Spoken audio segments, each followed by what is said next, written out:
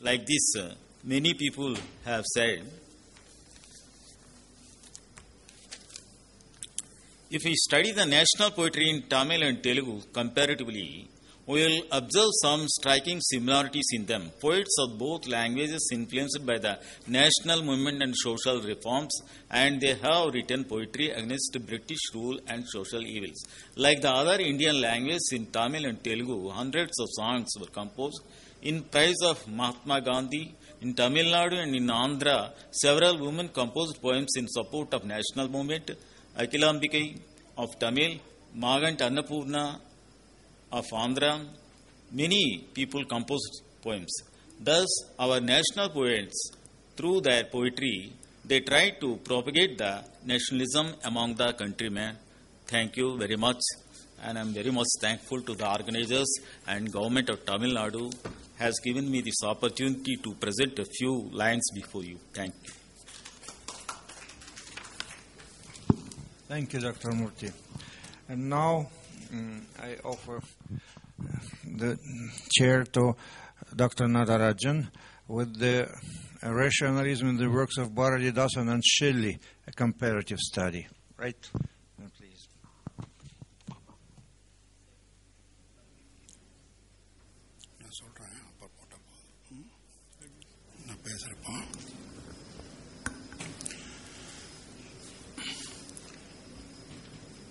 என்னுடைய பெயர் நடராஜன்.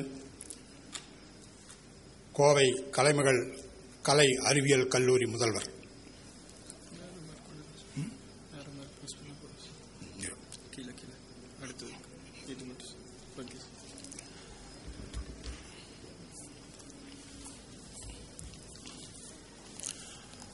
தலைவர் உள்ளிட்ட அனைவருக்கும் மாலை வணக்கம். என்னுடைய கட்டுரையின் தலைப்பு Rationalism in the works of Bharatidasan and Shelley, a comparative study.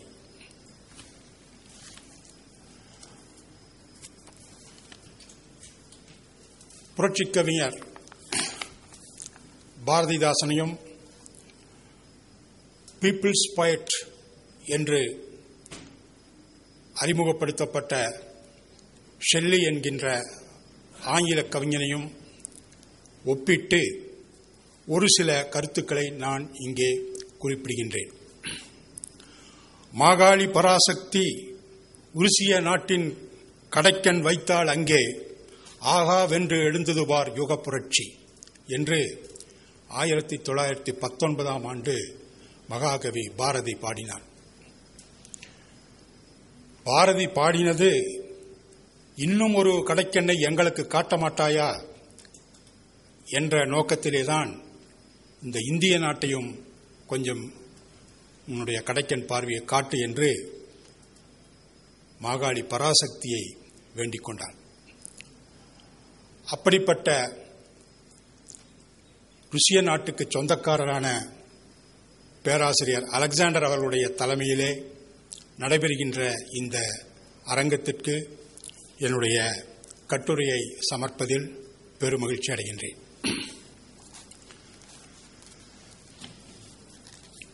என்னுடைய தலைப்பிலே ஒரு வித்தியாசமான ஒரு பகுதியை நீங்கள் காண்கலாம். தமிழ் இலக்கியத்திலே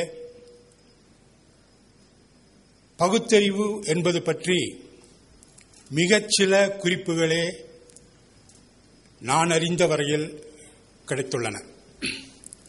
சங்ககால பாடல்களை எடுத்துக்கொண்டாலும் சரி, அல்லது 18-19 நூற்றாண்டு வரை தமிழ் இலக்கியத்தில் பாடப்பட்ட கவிதைகள், காப்பியங்கள் அவைகளிலும் சரி, பகுத்தறிவு என்பது ஒரு பொருளாக வந்திருக்கிறதா என்பது பற்றி இன்னும் ஆராய வேண்டும்.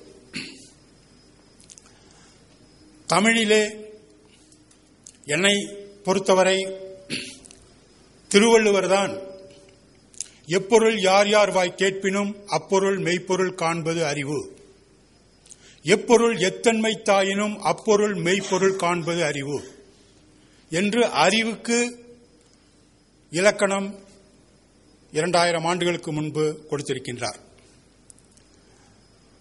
பகுத்தறிவு என்பது மனிதன் தன்னுடைய சுய சிந்தனையால் தன்னுடைய நடவடிக்கைகளை மேற்கொள்ள வேண்டும் என்ற முறை தமிழ் இலக்கியத்தை பொறுத்த அளவிலே 20ஆம் நூற்றாண்டில் தான் ஆரம்பித்தது என்று நான் கருதுகிறேன். புரட்சிக்கவி பாரதி தமிழ் இலக்கியத்திலேயே ஒரு டேர்னிங் பாயிண்ட் என்று சொல்வார்களே, ஒரு மறுமலர்ச்சியின் துவக்கமாக இருந்தவர் புரட்சி மகாகவி பாரதி. பாரதியின் வழி தொடர்ந்து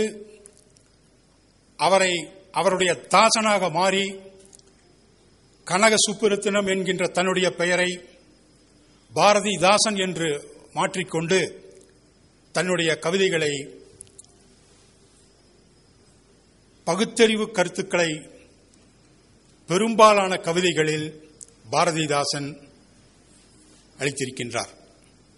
அவர் மாணவனாக இருந்தபோதே அவருடைய முதல் பாட்டே எங்கெங்கு காணினும் சக்தியடா. அது பாரதியினுடைய ஒரு இன்ஃப்ளூயன்ஸ் என்று நான் கருதுகிறேன்.